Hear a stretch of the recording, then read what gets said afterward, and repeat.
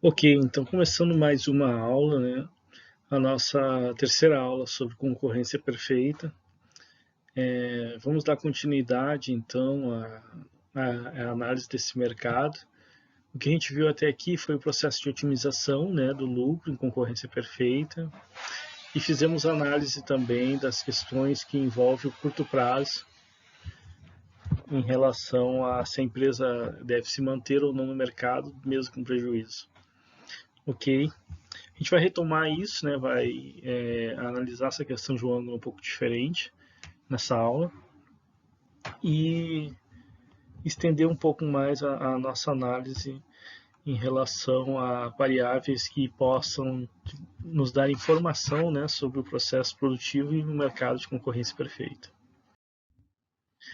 Bom, então para começar, vamos considerar a possibilidade de que os insumos, né, utilizados na produção dos bens de uma empresa que esteja inserida no mercado de concorrência perfeita podem também sofrer alterações, né? O que obviamente vai mudar a relação de custo da empresa e como é que ela reage a essas alterações. Então vamos ver o que acontece quando acontece alterações no preço dos insumos, né? Ok? Quando ocorrem modificações do preço dos insumos, as empresas respondem de forma a garantir a produção que maximiza os lucros. Então a hipótese de lucro máximo continua válida e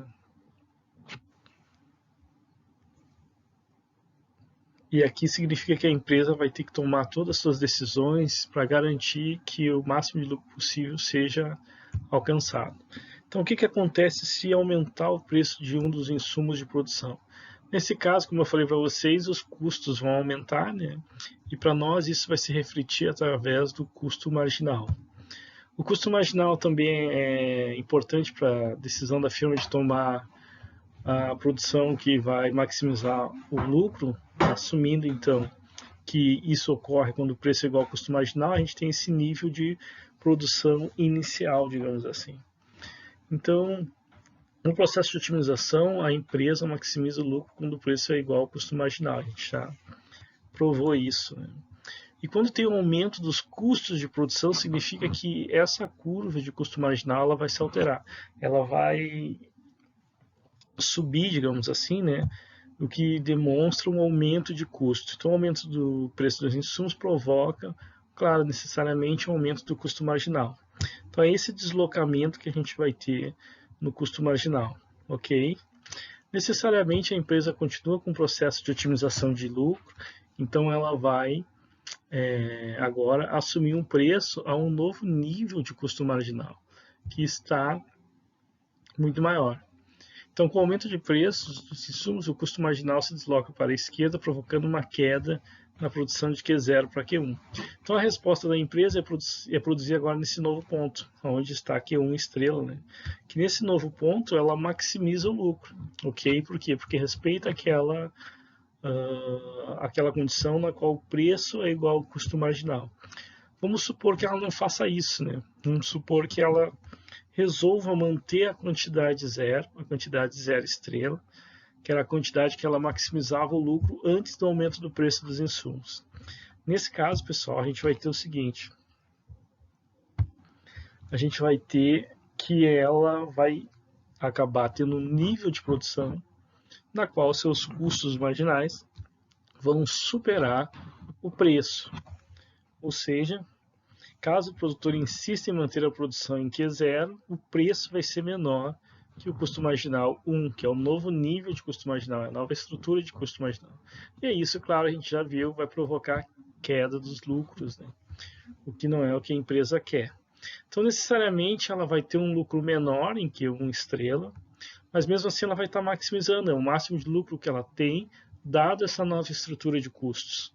Mas se ela manter em Q0 estrela, insistir em manter, digamos, o nível de produção inicial, aí obviamente ela vai ter um lucro menor do que ela poderia ter nessa nova estrutura de custo. Por quê? Porque nessa quantidade, os custos vão estar nesse nível aqui, onde aquele traçado está apontando. Obviamente que um nível de custo marginal maior que o preço de mercado. Então, necessariamente, reduzir a produção vai reduzir custos até o nível de preço de mercado. Ela vai nessa direção em que agora eu acabei colocando esse rachurado em direção à quantidade 1 estrela.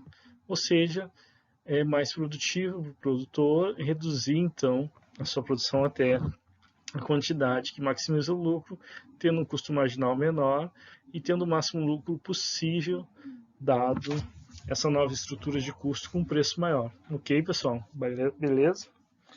Bom, se fosse o contrário, se fosse uma redução de preço do insumo, a gente teria o efeito contrário. Esse efeito não está no gráfico, mas é fácil de imaginar, né? Seria só voltar o custo marginal 1 para onde está o custo marginal 0. Isso significa que agora é possível aumentar a produção de Q1 para Q0, levando maior lucro, porque agora sim o preço, né, digamos assim, o custo marginal, ele se retraiu com o preço do insumo menor, e necessariamente é possível aumentar a produção otimizando a uma quantidade maior, ok?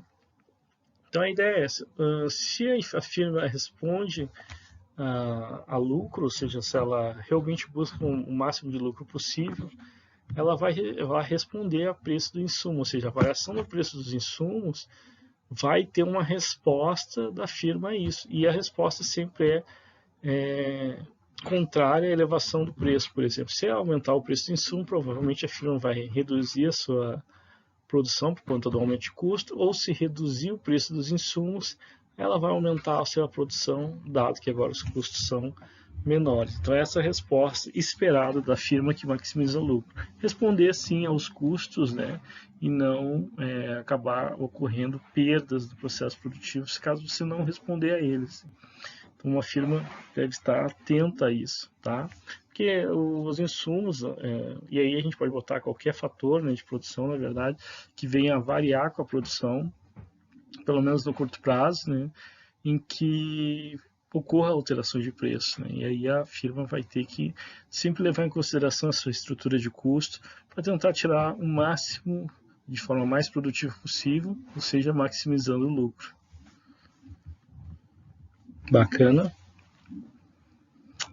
Então, assim, mais ou menos nessa linha, pessoal, a gente vai ver o seguinte, que o produtor ele tem o que a gente pode chamar de excedente do produtor. A gente chegou a ver alguma coisa em micro 1, mas aqui a gente vai ver um pouquinho mais aprofundado. O excedente do produtor é uma forma de bem-estar, né, do produtor em termos de renda que ele ganha com o processo produtivo. Então, bem-estar nesse sentido, né, se tem maior nível de renda ou menor nível de renda.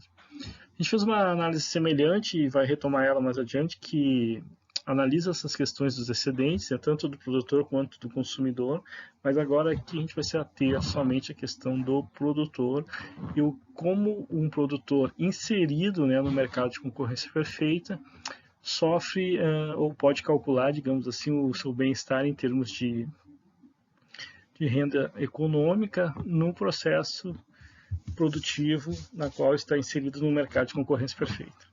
Então tem várias formas de calcular esse excedente do produtor. A gente vai ver aqui 3 formas em que elas dão informações que podem nos levar a entender melhor, digamos assim, como o produtor ele pode ganhar ou perder nesse mercado.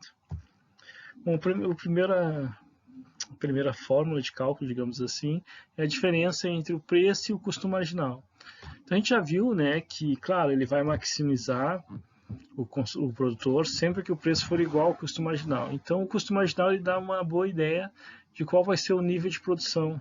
Então se o preço aumentar ou se o preço diminuir, agora eu estou falando do preço do produto, né, do produto do bem final em si, e não dos insumos, aí ele vai dar uma ideia de quanto vai ser a oferta, né, maior ou menor dessa quantidade de insumos. Como a gente viu na aula passada, né, o custo marginal, no final das contas, é a própria oferta da firma individual.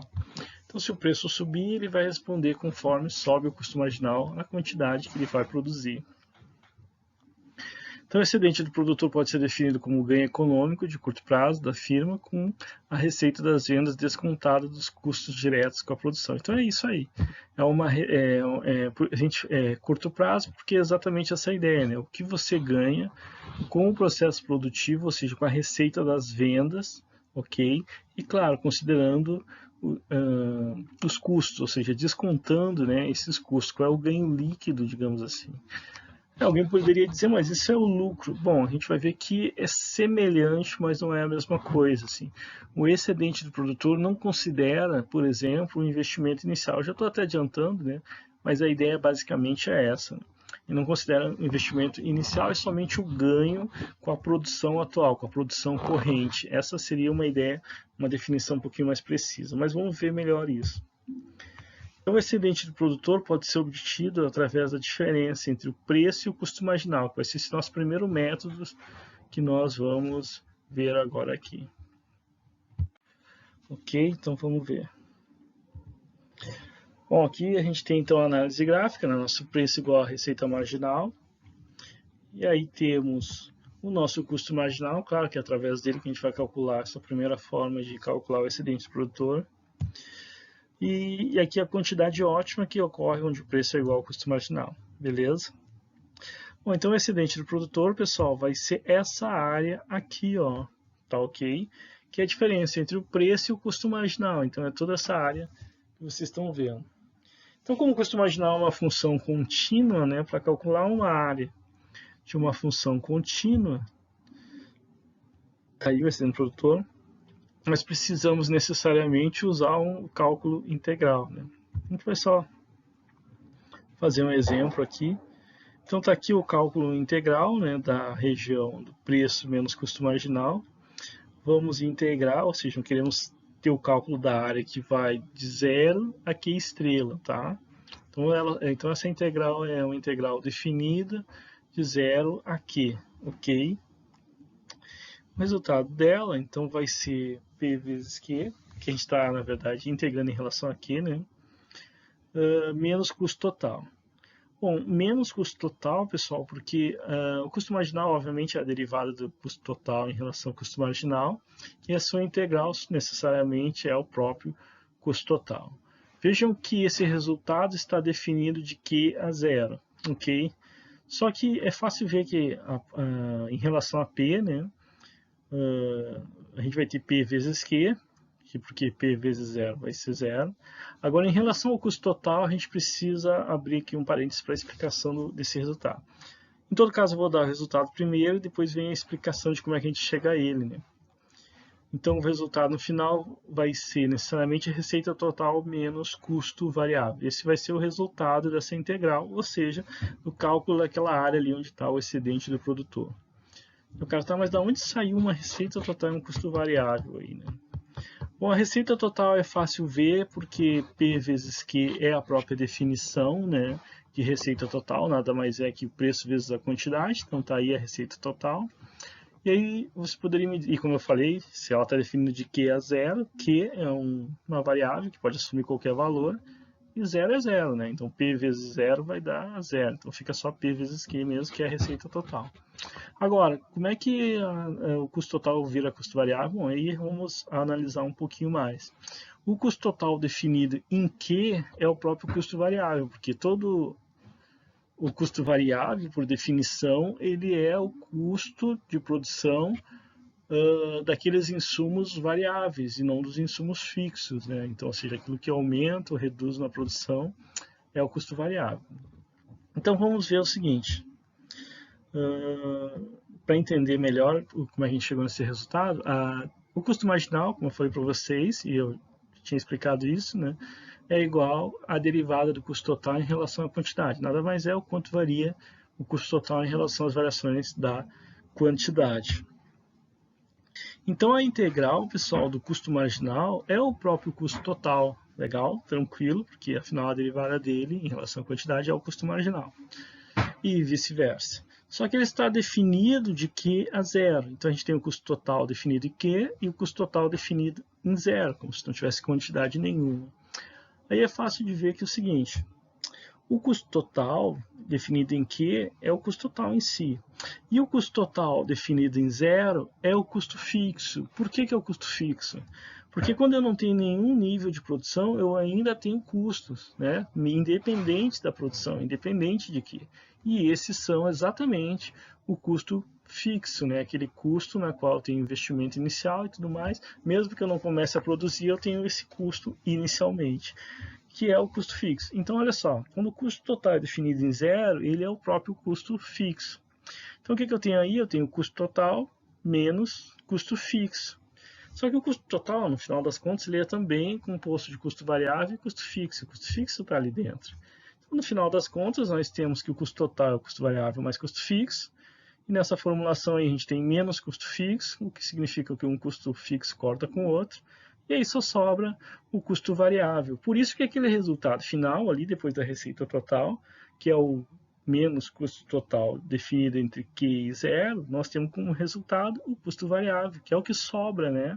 Quando você reduz o custo total definido em zero, que é o custo fixo, ou seja, sobra o custo variável. Então, na verdade, pessoal, acabamos definindo aqui o cálculo do excedente do produtor, ou pelo menos essa primeira fórmula, né, de calcular ele, que é a diferença entre a receita total e o custo variável.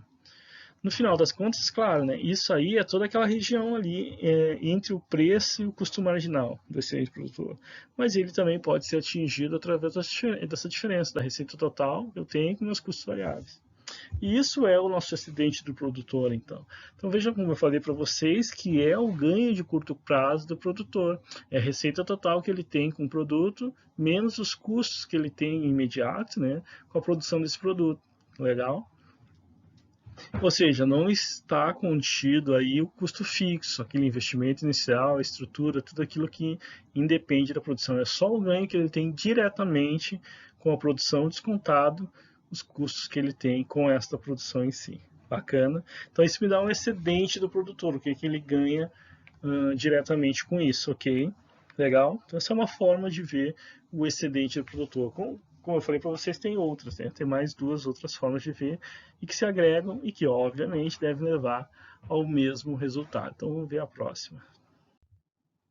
Então, está aqui o cálculo do excedente do produtor pela diferença entre o preço e o custo variável médio. A anterior foi o quê? Foi o preço menos o custo marginal, que dá aquela área que a gente viu entre o custo marginal e o preço. E essa aqui? Bom, os custos marginais refletem os acréscimos de custos associados aos acréscimos de produção. Ok. Uma vez que os custos fixos não variam, né? A soma do custo marginal deve ser necessariamente igual à soma de todos os custos variáveis. Então, há uma igualdade aí. Ou seja, então se tanto custo variável, e isso aí a gente vai ver através do custo variável médio, então se tanto custos variáveis quanto custos marginais devem levar ao mesmo resultado, porque ambos estão expressando de forma diferente, mas de certa forma a mesma coisa, que são os custos que variam com a produção. Então, no final das contas, deve, claro, existir outros métodos que usem os custos variáveis também para a gente chegar nesse excedente produtor. E é isso que a gente vai ver agora, é usando o custo variável médio. Então, como eu falei para vocês, portanto, existe a possibilidade de se calcular o excedente produtor através dos custos variáveis médios. E essa forma, vou dizer para vocês que é até mais simples, apesar de estar levando em conta essa variável. Temos o custo marginal, está aí. Por que ele está aqui? Porque é aqui que a gente define o nosso nível de produção, lembrando bem, né? O nível de produção de lucro máximo. Está aqui o nosso custo variável médio, legal, foi o que eu falei para vocês. Bom, então a diferença, né, ou seja, o ponto entre o custo variável médio e o preço, vezes a quantidade, é o que nos dá o excedente do produtor. A gente vai provar isso agora. E essa é a área do excedente do produtor que é exatamente igual, ou pelo menos a quantidade deve ser a mesma do que a gente calculou anteriormente com o custo marginal, porque afinal estamos falando da mesma variável, que é o excedente do produtor. A diferença agora é que a gente pegou a diferença do preço com o custo variável médio, onde ele estava passando nesse nível de produção, e se a gente multiplicar por esse nível de produção, aí a gente tem o excedente do produtor. Vamos ver como é que a gente chega a isso. Para entender o cálculo, vamos partir daquele nosso resultado anterior, né, que a gente já chegou nessa conclusão de que o excedente do produtor é, no final das contas, a receita total menos o custo variável. Já sabemos disso, legal? Mas vamos derivar esse resultado disso. Então a gente pega e divide ambos os lados, é claro, pela quantidade produzida. Então, divide aqui o excedente produtor por Q e divide de outro lado também, né? Tudo por Q. Bom, receita total dividido por Q é receita média e custo variável dividido por Q é custo variável médio. Então, na verdade, está aqui, ó, a gente tem essas variáveis.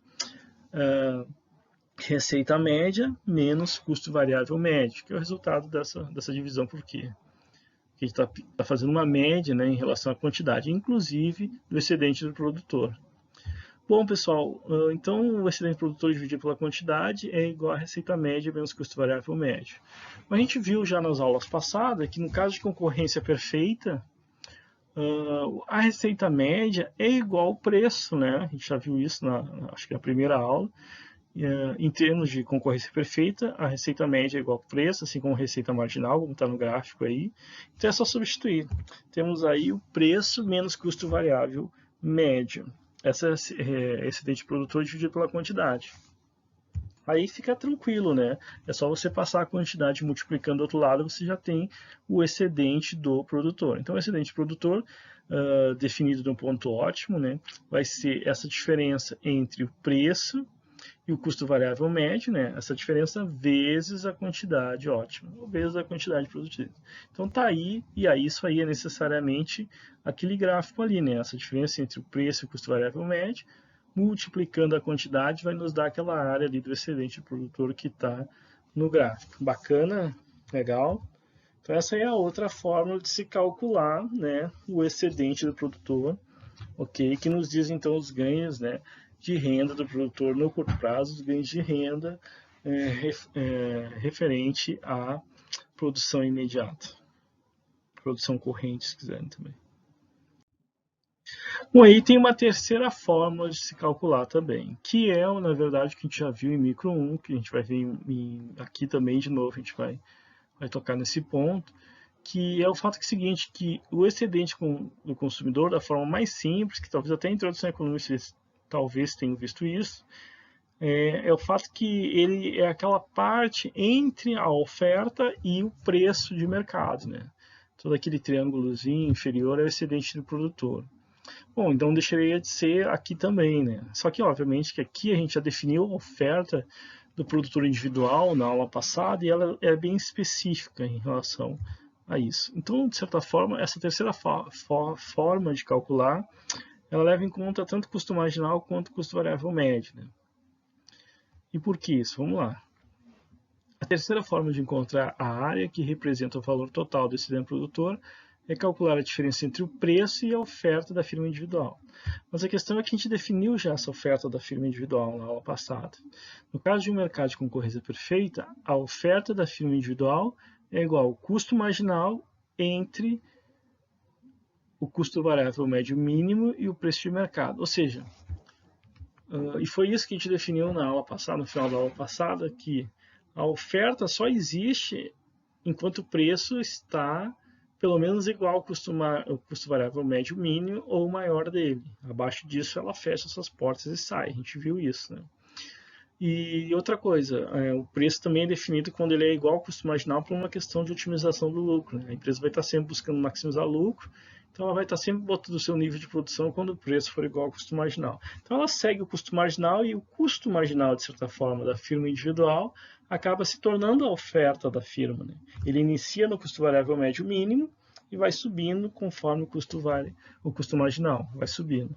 Então veja bem, no gráfico, pessoal, a gente vai ter as duas variáveis, né? A gente vai ter o custo marginal aqui e a gente vai ter a quantidade ótima, né, que vai ser produzida na igualdade de preço e custo marginal, e a gente vai ter o custo variável médio aqui.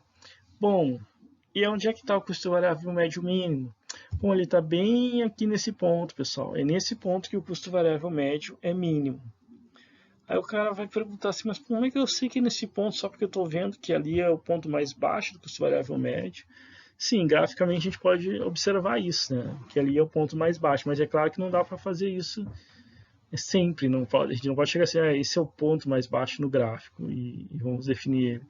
A gente precisa ter algo mais técnico, né? De por que esse é o custo variável médio mínimo e como a gente sabe tecnicamente que isso acontece, né?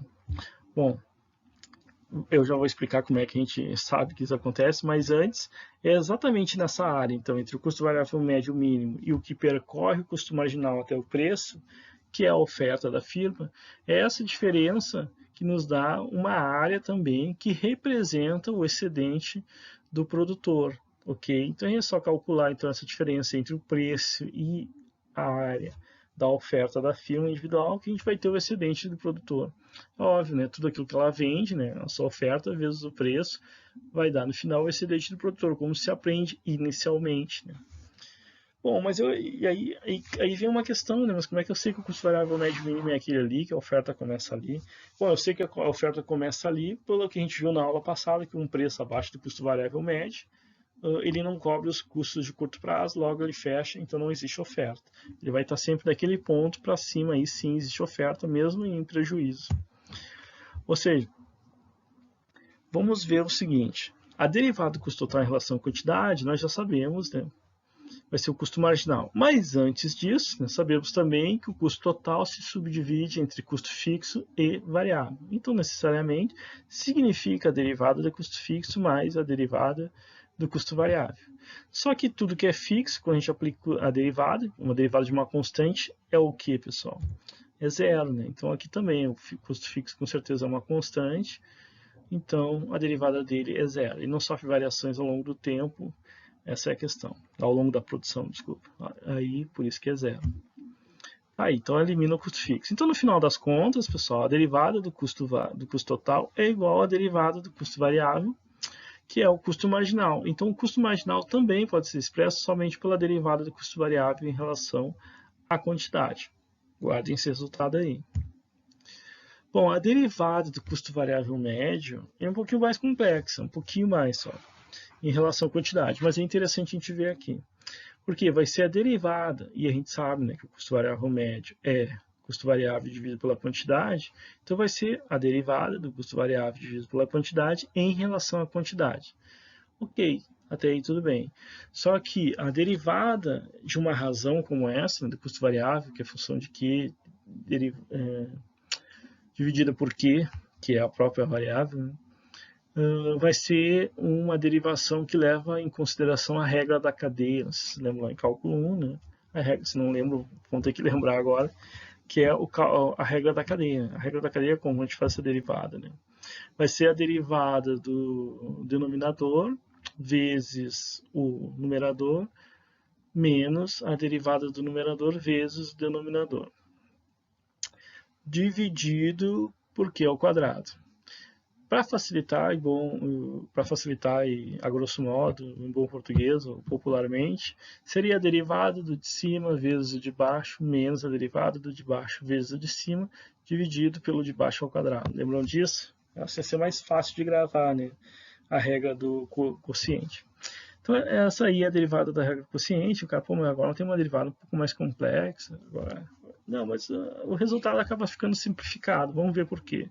Porque a derivada de Q em relação a Q, assim como a derivada de uma variável por ela mesma, vai ser sempre 1. Então aqui a gente tem 1, vai ficar só o custo variável, né?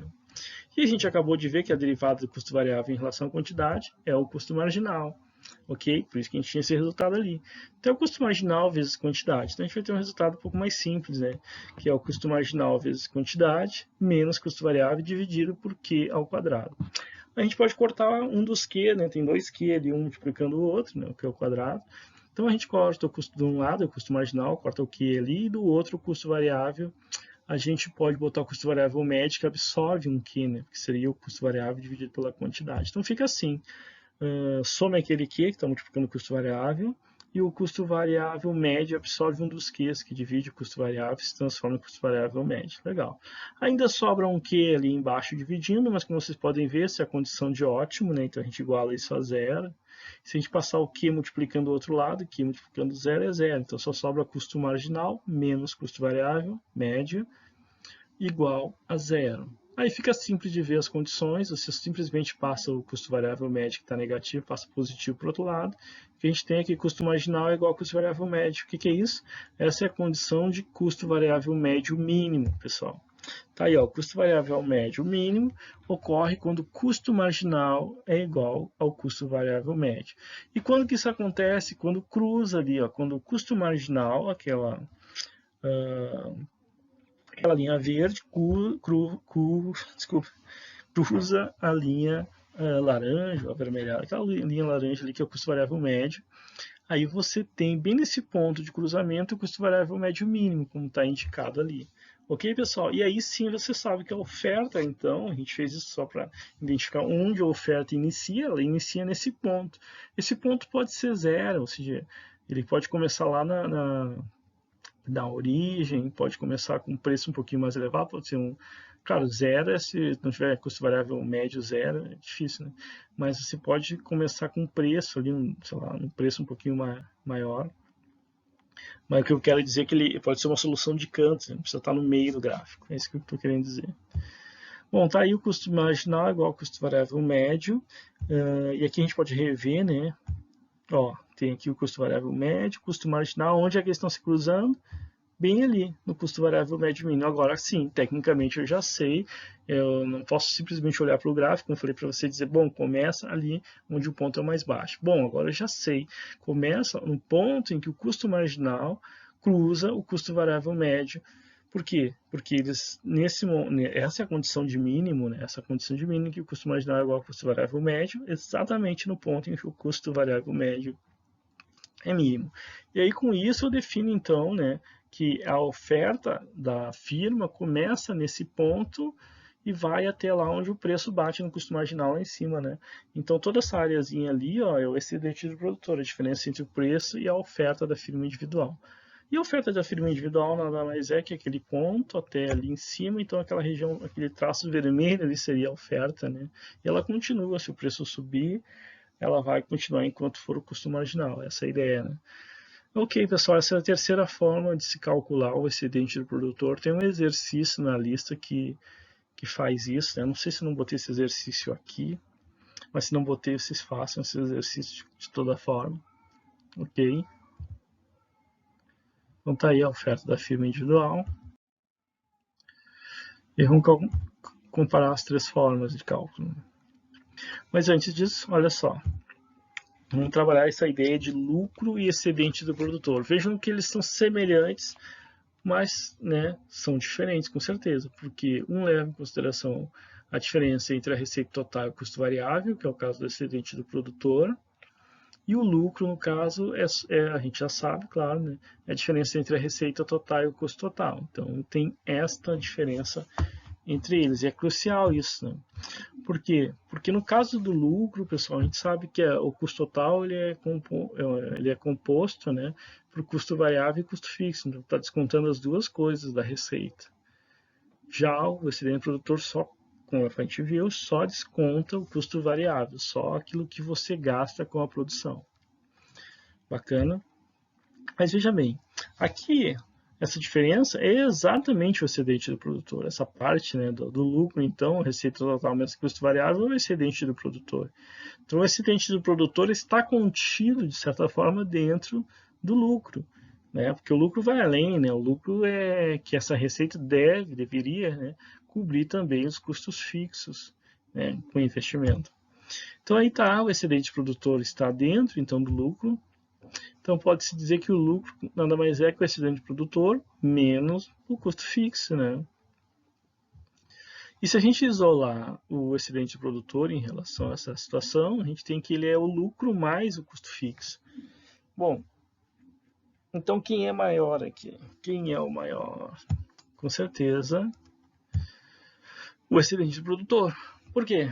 Porque nele não é descontado os custos fixos, né? Como é no caso do lucro, né? Então, necessariamente, o valor dele é maior. Como se você estivesse recebendo esse valor e não está se preocupando se esse valor está ou não cobrindo o teu investimento inicial, mas você está recebendo ele. Mas parte dele é o pagamento, né, daquilo que você já investiu, essa é a ideia.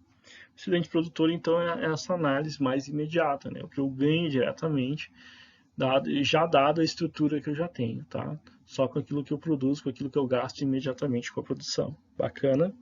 Legal? Por isso que quando a gente for analisar o longo prazo, aí tem umas diferenças aí, né? Bom, o lucro pode ser negativo no curto prazo, o lucro pode ser, né? Ou seja, pode ser que não esteja conseguindo cobrir o investimento inicial. No entanto, o excedente produtor, não, ele não pode ser negativo, nem no curto prazo, nem no momento nenhum, porque se ele for negativo no curto prazo, significa que o custo variável está maior que a receita total, ou seja, a minha receita não está cobrindo meus custos com a produção, eu não consigo a manutenção da produção, que é o que a gente viu na aula passada, né? De uma forma diferente, é claro, mas era semelhante. Lá a gente estava analisando a relação de custo médio está acima do preço, do custo variável médio está acima do preço de mercado e tudo mais, e graficamente o que acontece se a firma se mantém ou não no mercado. Aqui é basicamente a mesma coisa, só que analisada pelo ângulo do excedente do produtor. E é claro, né, se, novamente, a receita não cobrir os custos com a produção, que é o caso dos custos variáveis, aí a empresa não consegue se manter mesmo no curto prazo. Por isso que o excedente produtor não pode ser negativo. Aí eu pergunto por quê, né? Pô, mas acabei de responder, então tá beleza.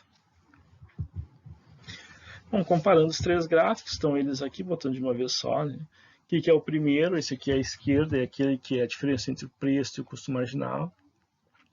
O do meio vai ser a diferença entre o preço e o custo variável médio, tá? Todo aquele retângulo ali. E é mais ou menos uma combinação de ambos, né? O último, que é a direita, que é a diferença do preço e a oferta de mercado da firma individual, né? Que é basicamente ali do custo variável médio mínimo até correndo sobre o custo marginal, até o preço de mercado. Então aquela área ali representa, né, o excedente produtor. Claro que aquela área ali para calcular uma parte dela você pode fazer. E aí tem um exercício que faz isso, né? Tem um exercício aí pede você vai fazer isso. Então, os outros eu acho que já expliquei mais ou menos. O primeiro com aquela integral, o do meio aí é um cálculo simples, né, que é preço menos custo variável médio vezes quantidade. E esse aqui sim ele complica um pouco. Uma parte você calcula ele rapidamente, a outra parte você usa uma integral. Por isso que eu falei que é uma mescla, né, esse último caso aí, tá? Como eu falei para vocês, está aqui o exercício, né? Que é o exercício 2 da lista, por isso que tem essa numeração aí. E aí vocês façam ele, né? Uma firma no ambiente de concorrência perfeita apresenta o seguinte custo total e preço. O custo total, então, é dado por essa equação aí, né? Que é uma equação quadrática. 14 mais 4Q mais Q ao quadrado. E o preço é igual a 20. Aí, encontra o lucro total máximo, esse é mais tranquilo, né? Você faz custo marginal igual a preço, chega lá. Já até falei para vocês como fazer. E o B, sim, calcula o excedente produtor através, 1, do método do custo marginal, 2, do custo variável médio e 3, da oferta da firma individual. Foi tudo que a gente viu até aqui, né, na sala de hoje, então você só tem que fazer esses cálculos aí, né, tem que encontrar o custo marginal, coisa e tal, e aí calcular o excedente através dele, depois o custo variável médio. É tranquilo, pessoal, aquele terceiro item tem um pouquinho mais de trabalho, coisa e tal, mas tentem fazer. Aí é o seguinte, aqui é um momento que você pausa, tenta fazer, coisa e tal, não conseguiu, tenta ver, ou se conseguiu, tenta ver se chegou nesses resultados que eu vou apresentar agora. Que é esse aqui, no caso do lucro, né, máximo, lucro total máximo. Bom, o excedente produtor, pessoal, ele tem que necessariamente, nos três métodos, e aí você sabe se acertou ou errou, né, tem que dar o mesmo resultado, né? Senão não tem muito sentido você calcular um método que está calculando uma variável e os valores da mesma variável dá dois valores diferentes, com certeza uma inconsistência que mostra que algum erro ocorreu. Então, tentem fazer, ver se vocês conseguem qualquer coisa, aquela ordem que eu falei para vocês, ver com um colega se conseguiu ou não conseguiu, ver com o monitor e no final a gente pode tentar ver se caso vocês não conseguirem fazer. Ok, mas o negócio é tentar, né? Ok, e aí, assim, agora mais para o momento final, né, da aula, a questão do seguinte: se a gente tem para cada firma a oferta definida através do custo marginal, como a gente viu, então tem o seguinte também: suponha que existe K empresas no mercado competitivo, né, em determinado momento. A curva de oferta do mercado de curto prazo é dada pelo somatório das curvas de custos marginais das K firmas individuais. Então, olha só, se toda firma define essa oferta através do seu custo marginal, porque o preço tem que bater no custo marginal para definir o nível de produção. Então significa que todas as firmas é só eu somar o custo marginal de todas que eu vou ter o nível de produção total daquele setor. Essa é a ideia. Então está aqui a firma individual, né? As firmas individuais, digamos assim, e cada um define, conforme seu custo marginal, o nível de produção que vai maximizar seu lucro. Né? Então tem cá firmas, como eu falei para vocês, cada uma definindo aquele preço de mercado que é dado, o seu nível de produção. Então está tranquilo, né? Eu posso definir então a oferta de mercado simplesmente pelos somatórios da oferta de todas as firmas individuais. Então o custo marginal de todas as firmas me dá mais ou menos o ângulo até, né, de qual vai ser a oferta do setor como um todo. Essa é a ideia. Ou seja, o somatório então das ofertas das firmas individuais necessariamente é a oferta do mercado. Isso no curto prazo, pessoal. Porque depois a gente vai ver que no longo prazo a história é outra. Então tá aí. É claro que somando então as ofertas individuais, eu vou chegar na oferta total. Somando as quantidades também, né, ofertadas de cada firma, eu vou chegar na quantidade total ofertada no mercado a esse preço. Tá? Se o preço mudar, tudo isso muda. Legal? Bacana? Então definimos a oferta do mercado em si, né, do setor desse produto. Legal? E aqui um exemplo, né, por exemplo, as empresas do Brasil e no caso do mundo, né, de produção de minério de ferro, o que vai acontecer? É fácil ver isso. Né? Por exemplo, aqui tem a oferta de minério de ferro no Brasil em 2011. É um valor aproximado, esse seria o valor médio em dólar, né, nesse ano. Aqui o que é Uzi Minas, né, a Samarco, aquela que caiu a barragem, a Vale também, né, que não é mais Vale do Rio Doce, é Vale agora, né. E, obviamente, que essa oferta em toneladas, né, de minério de ferro de cada uma dessas empresas, necessariamente, e outras, né, aí são só exemplos dessas aí, somando a oferta total, nós temos o total produzido ou ofertado pelo Brasil. E já no ano de 2012, a oferta de minério de ferro, porque não consegui 2011, pessoal, mas a de 2012, a oferta de minério de ferro mundial, aí se dá por todos os países que produzem, obviamente, que aí eu botei uns exemplos, né, que é Rússia, Índia, Brasil, China, claro que tem outros, mas o somatório total necessariamente, né, vai dar a oferta mundial de minério de ferro nesse ano. Dá para ver que o preço caiu, né, o preço médio, pelo menos, né, em termos de tonelada, né, de 178 dólares por tonelada para 140 de um ano para o outro, tá ok?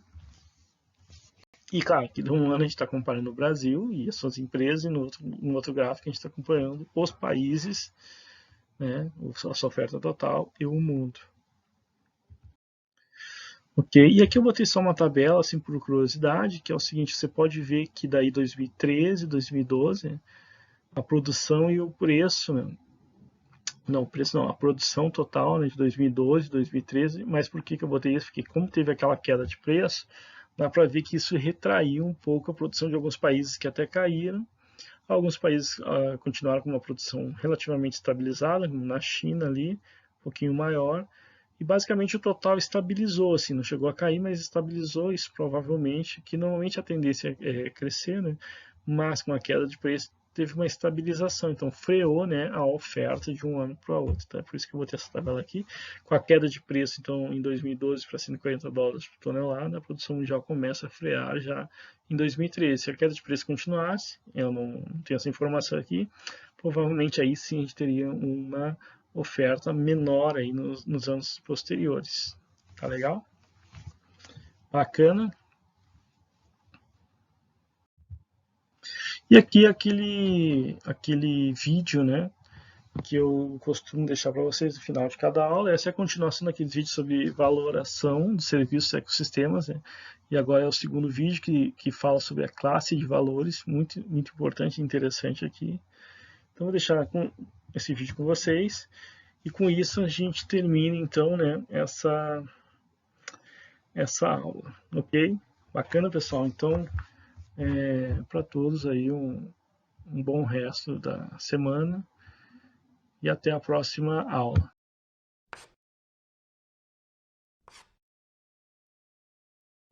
Se um bem ou serviço é oferecido pela natureza, nós iremos chamá-lo de serviços ecossistêmicos. Então, nós diríamos, nessa série nós estamos tentando quantificar o valor dos serviços ecossistêmicos. Certo, vamos olhar para as florestas e classificar os tipos de serviços ecossistêmicos que ela oferece. Nós poderíamos fazer isso para qualquer ecossistema, mas aqui nós vamos estudar somente a floresta. Existem diferentes formas de organizar e classificar os benefícios. Sob o sistema que estamos olhando, existem 5 classes de serviços ecossistêmicos. Primeiro, existem os benefícios diretos. É quando nós ganhamos utilidade ao usarmos algo diretamente, ou quando a nossa disposição a pagar por alguma coisa é resultado do quanto valorizamos essa coisa. Então, de uma floresta, cortar as árvores para obter as madeiras seria um benefício direto. Retirar a água seria um benefício direto. Caçar animais ou apreendê-los para depois vendê-los seria um benefício direto. Basicamente, tirar e usar qualquer coisa da floresta nos daria um benefício direto. Certo, é a utilidade de usar as coisas diretamente. Mas andar numa trilha no meio da floresta também seria um benefício direto. Não é preciso usar tudo até o fim. Pode ser não consultivo, contanto que ainda seja usado diretamente. A utilidade ou o benefício é resultado da interação direta com um bem. Então, qualquer uso recreacional como caminhada ou pescaria, ou acampamento ou natação, ou simplesmente curtir a paisagem, seria uso direto. De forma parecida com a valorização a partir do uso direto, temos a valorização a partir do uso indireto. Para alguma coisa que chamamos de uso direto, estamos dispostos a pagar por isso por causa da utilidade que essa coisa nos dá. Com o uso indireto, por exemplo, alguns aspectos relacionados aos benefícios que o pântano gera no melhoramento da qualidade da água ou a forma como o solo debaixo da floresta permite a infiltração, aumentando a quantidade de água disponível, esses serviços ecossistêmicos estão gerando utilidade indireta através de outras coisas que estamos usando.